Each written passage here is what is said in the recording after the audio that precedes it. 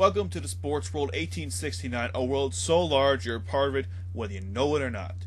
Today we're going to be doing a section called Was It Worth It? And in this section I'm going to go over some key signings / transactions that occurred during the off season prior to this current season and discuss if the deal was worth it or not worth it, and then say at the end which of the deals I would have done if I had to pick one, gunpoint to the head, or just because I was bored.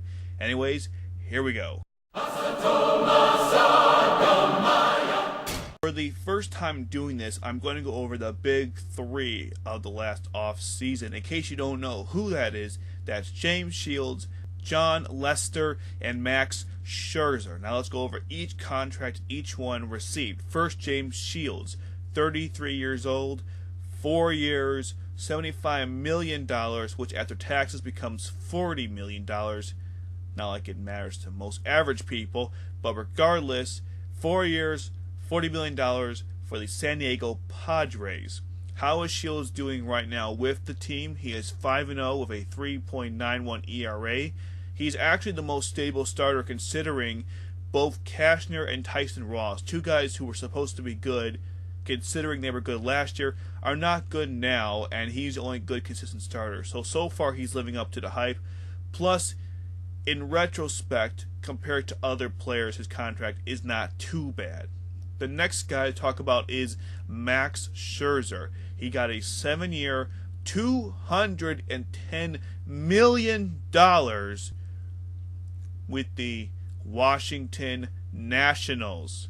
How is Max Scherzer doing since he joined? Max Scherzer is 4-3 with a 1.75 ERA. He currently has 66 strikeouts, which ties him for Kershaw for not only the leader in strikeouts for the National League, but the leader in strikeouts for the entire Major League.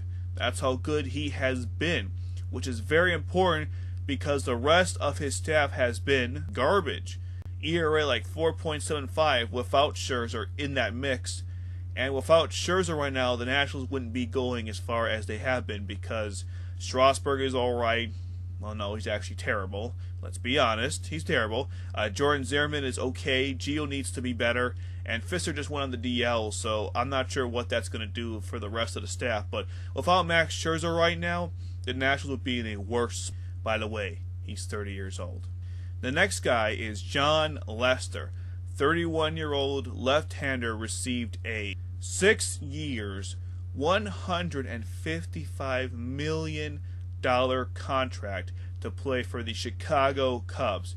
Currently, he is 4-2 with a 3.70 earned run average. Something to know about Lester, he started the season off 0-2 with a really nasty ERA. I don't know what the exact one is, but I would assume it's something above 5.6. So he's really turned it around and he's playing very well for the Chicago Cubs. Now, of the contracts, which one was the worst? Which one was the best? In my opinion, the more you pay, the more you lose in the end, because if you need to get other key players or removing players later on who you sign for those huge amounts of money become a burden to the team one way or the other. A great example would be Joey Votto on the Reds. Because they gave him that huge contract, they can't get any other players. Plus, they can't get rid of Votto because no one wants that huge contract. So generally speaking, that means Max Scherzer was the worst contract. Even though he's helping his team improve, and I guess that's nice, and they would be nowhere without him, it still was probably the worst contract of the three. Jon Lester is not good either, because something I liked about the offseason, which I'll discuss later, but the White Sox took about, I'd say, $40 million less than entire Lester's contract. Think about that. They took $110 million or $120, something like that, and they acquired 4 or 5 players, and their team is doing really well now as a result. And the Cubs paid more than that and they only got 1 player. The value isn't so even, if you think about it. So that's why I'm not sure why Lester's contract was the best. Even Shields, to be perfectly honest, is a little overpaid because he's not that great.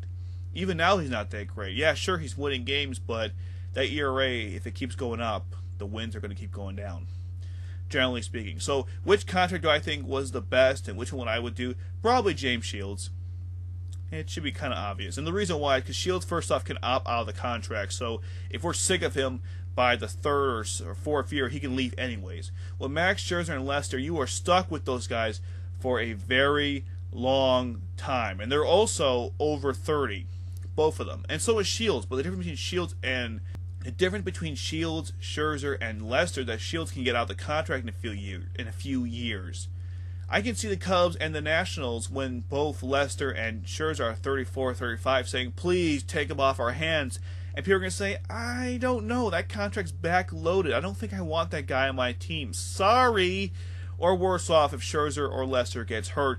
Financially, I think the teams have a form of insurance. But from a playtime, from a winning perspective, that hurts your team dramatically, which is why I think the contracts are a little overdoing it. So, in my opinion, Shields was the best contract. Scherzer and Lester, you could do a lot better. And I think if there were better pitchers out there, like next offseason is going to be, you will not see guys getting that kind of contract. But that's just the supply and demand factoring in our offseason, as you see by the current amount of money and years they got in their contracts. Anyways, those are my thoughts on the big three in the offseason they had. What are your thoughts? Leave a comment in the comment section below. Please throw some heat at the like button. Thanks for watching, and have a great day.